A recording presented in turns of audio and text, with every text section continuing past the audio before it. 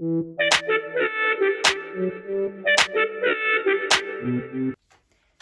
I'm going to share with you how I use Manuka oil.